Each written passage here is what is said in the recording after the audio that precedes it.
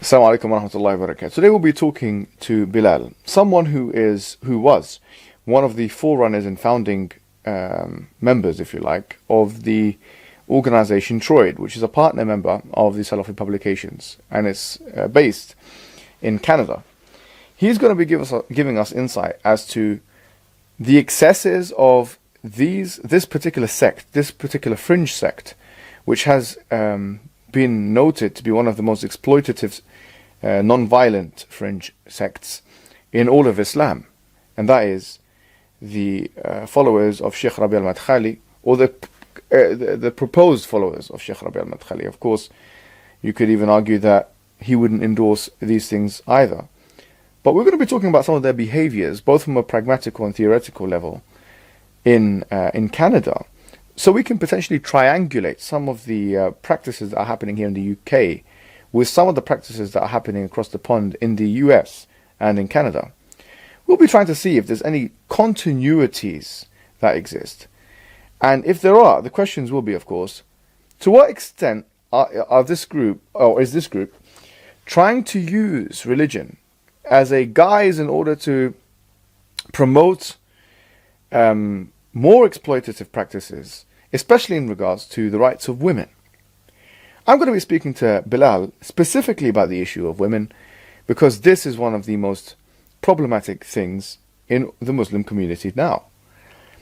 We find many people that claim to be Salafi, or claim to be Sunni even, on a wider level, attack Shi'is for mut'ah, for the temporary marriage that they do with certain conditions. The question is, are such people who make such comparisons even allowed to make such comparisons, or should they make such comparisons when they are themselves, maybe not on the level of doing mut'ah, but they are themselves exploitative when it comes to the rights of women?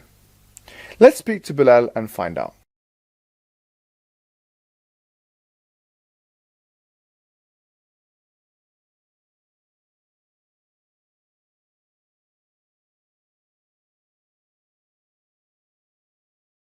So Bilal, I'm very glad to have you on this show. I've got a question for you, Bilal. The question is, how has this group, from your experience being a founding member, how have this group dealt with women? And is there any evidence of predatory behavior?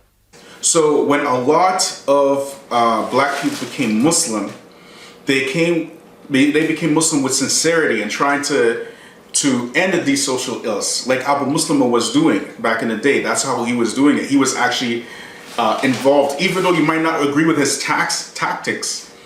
He was trying to do something about the social ills in the communities. He was tackling and dealing with these social ills. After he got refuted, these du'at, they took advantage of their own communities and took advantage of the women in their own communities to the point that the stories became ma'ruf. And up until this day, even just a couple of days ago, I'm hearing a story after story after story from the States, from my circle, the people that I know from the States and whatnot. And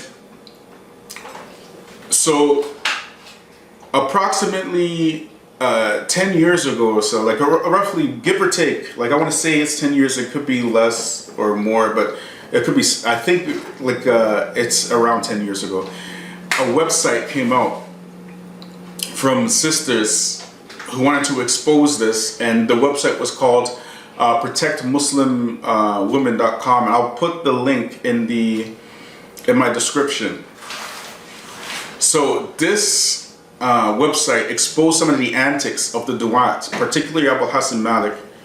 But we know the stories. We know the stories about Hassan Somali, for example, Abu Hassan Malik. And even I'll put the links for some of the things that happened with even Bilal Davies, right, in the scriptures. So everybody can see that I'm not lying. I'm not making this stuff up, right? This stuff has been happening for many, many, many years. Those of us who have been Salafi for a long time know about this stuff.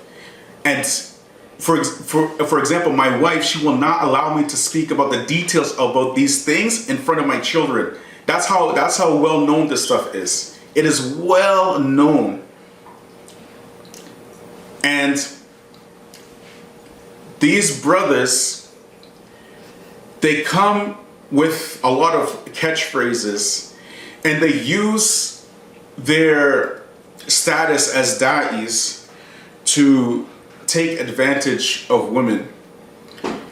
And most of these women, and the men as well, right?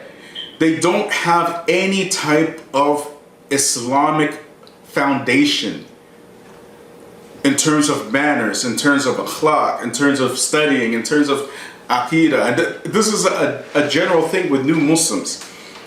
There's no support for new Muslims in these things. I want you to think about this, for example. You, brother Mohammed Hijab, you're Egyptian. You have like a family network, and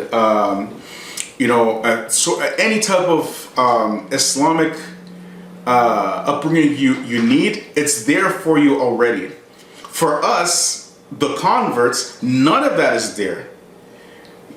And for us, the converts will have a difficult time marrying into families of Muslims who are not converts. Very difficult. It's very difficult. Because the non-converts, they have tribalism with them, and they have a type of it's a type of racism they have with them that will not allow them, especially, to marry black people. So now you have a whole influx, literally hundreds of thousands of black converts, right? And even white converts or whatever, right? White converts, it's a little bit easier because a lot of people will marry to white converts. It's very simple for them, right? But for a black convert, it's not the same world at all. It's not the same world.